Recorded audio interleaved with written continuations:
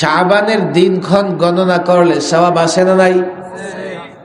রাসূলুল্লাহ সাল্লাল্লাহু আলাইহি সাল্লাম বলে গেছেন, আহসু হিলালা শাবানা লিরমাদান, তোমরা শাবানের চাঁদ গণনা করো রমাদানের জন্য। আমরা গণনা করতে থাকবো, গুনতে গুনতে গুনতে গুনতে 29 তারিখ হবে কি হবে না? আপনারা ক্লান্ত নাকি? 29 তারিখ সন্ধ্যার সময় পশ্চিম আকাশে চাঁদ তালাশ করব তো ইনশাআল্লাহ। মাশাআল্লাহ, চাঁদ তালাশ করে যদি দেখি চাঁদ উঠে গেছে, রমাদানের পুরা দমে আমল এবং ইবাদত শুরু হয়ে যাবে। মূলত এই যে কথাগুলো আমি বলতেছি, এর কারণ হচ্ছে যাতে রমাদানের প্রস্তুতি থাকে। যদি প্রস্তুতি না থাকে, চাঁদ উঠে যাবে, কেউ থাকবে বাজারে, চাঁদ উঠে যাবে, কেউ থাকবে বাসে, চাঁদ উঠে যাবে, কেউ থাকবে অফিসে, তাড়াহুড়া করে তারাবি পড়ার সময় তার মনে হবে যে পেন্নাপাত। আরবি একটা মাস চলতেছে, মাসের নামটা কি বলতে পারবেন? বলেন কি নাম? মাদ্রাসার ছাত্ররা বলো। শুধু শাবান বললে তো লোকেরা বলবে এই শাবান তো আমার ঘরেই আছে। শাবানুল মুআজ্জম, শাবানুল মুআজ্জম। মুআজ্জম কোথেকে আসলো? রমাদানুল মুবারক বলি না, রমাদানে করিম বলি না, রমাদানুল মুবারক। তো শাবানের সঙ্গে লাগে আল মুআজ্জম, শাবানুল মুআজ্জম, সম্মানিত একটা মাস শাবান মাস, বরকতের মাস। শাবান কিসের মাস? এই মাসে আল্লাহ তাবারক ওয়া তাআলা প্রচুর পরিমাণে বরকত দান করে থাকেন। বলেন হুজুর, বরকতের মাস তো রমাদানের মাস শুনছি, শাবান বরকতের মাস কেন? রজব এবং শাবানে বরকত নাজিলের দোয়া করে গেছেন খুদ রাসূলুল্লাহ সাল্লাল্লাহু আলাইহি ওয়াসাল্লাম। একটা দোয়া আমরা রজব মাস থেকে করে আসতেছি না? আল্লাহুম্মা বারিক লানা ফি রজব ওয়া শাবান ওয়া বাল্লিগনা রমাদান। পারি তো সবাই নাকি? পড়েন দেখি। আল্লাহুম্মা বারিক লানা ফি রজব ওয়া শাবান ওয়া বাল্লিগনা রমাদান। আয় আল্লাহ, রজব এবং শাবানে বরকত দান করেন। বলেন আমিন, বলেন আমিন। বরকত দান করার অর্থ কি? আমাদের হায়াতে বরকত দান করেন।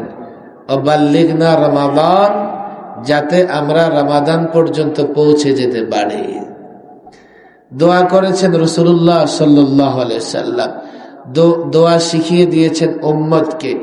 বর্তমানেও তো প্রায় 250 কোটি মুসলমান প্রতিদিনই এই দোয়াটা করতেছে। কথা ঠিক না বেঠিক?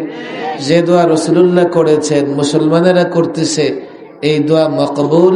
আল্লাহ তাবারক ওয়া তাআলা এই দোয়া কবুল করেছেন। সেজন্যই রজব এবং শাবান এই দুটি মাসও বরকতের মাস। বরকতের মাস আমরা অতিক্রম করতেছি, বরকতের মাস আমরা অতিক্রম করতেছি। নিঃসন্দেহে বলা যায় দোয়ার কিছুটা হলেও কবুল হইছে। রজব মাস পার করে লাইলাতুন নিসফি মিন শাবান, সবে বরাত তো পার করে ফেলেছি। কথা ঠিক না ভাই? ঠিক। এখন একেবারে তো রমাদানটা কাছাকাছি। আল্লাহ চাহে তো আমরা রমাদানে পৌঁছে যাব। আর রমাদানে যদি পৌঁছে যায়, এটা এমন এক মাস যে মাসের মাত্র একটা রাত্রির ফজিলত, সওয়াব একটা রাত্র 1000 মাসের চেয়ে উত্তম। রমাদান উপলক্ষে আলোচনা এখন করাই লাগে, যেহেতু রমাদান একেবারে নাকের ডগায়। কোনোভাবে 12-13টা দিন অতিক্রম করলেই ইনশাআল্লাহ আমরা মাহে রমাদান, বরকত, রহমত, মাগফিরাতের মাস পেয়ে যাব। এই মাস যখন আমরা পেয়ে যাব, আর শাবানের একটা কাজ তো এখনো বাকি আছে। লাইলাতুন নিসফি মিন শাবান তো শেষ হয়ে গেছে, একটা বাকি আছে কাজ। সেটা কি জানেন? রাসূলুল্লাহ বলে গেছেন সাল্লাল্লাহু আলাইহি ওয়াসাল্লাম, আহসু হিলালা শাবান লিরমাদান, তোমরা শাবানের চাঁদ গণনা করো রমাদান মাসের জন্য। বলেন দেখি আজকে শাবানের কত তারিখ? ঠিকঠাক করে বলেন। 17 কেমনে হয়? 17। গতকাল কত গেছে? এর আগের দিন তো আমরা কি 15 তারিখ দিবাগত রাতে সবাই বরাত না 14 তারিখ? তাহলে বলেন কি বারে গেছে সবাই বরাত? বলেন মঙ্গলবার। গতকাল গেছে কি বার? তো বুধবারে কি হয়? 15। বুধবারে কত? আজকে কত হয়? 17 কেমনে হয়? মাগরিবের পরে হিসাব করতেছেন? মাশাআল্লাহ। শুক্রবার ধরে 17 তারিখ। এলাকার লোকজন তো যথেষ্ট সচেতন দেখি। আচ্ছা, শাবানের দিনক্ষণ গণনা করলে সওয়াব আসে না নাই? রাসূলুল্লাহ সাল্লাল্লাহু আলাইহি সাল্লাম বলে গেছেন, আহসু হিলালা শাবানা লিরমাদান, তোমরা শাবানের চাঁদ গণনা করো রমাদানের জন্য। আমরা গণনা করতে থাকবো, গুনতে গুনতে গুনতে গুনতে 29 তারিখ হবে কি হবে না? আপনারা ক্লান্ত নাকি?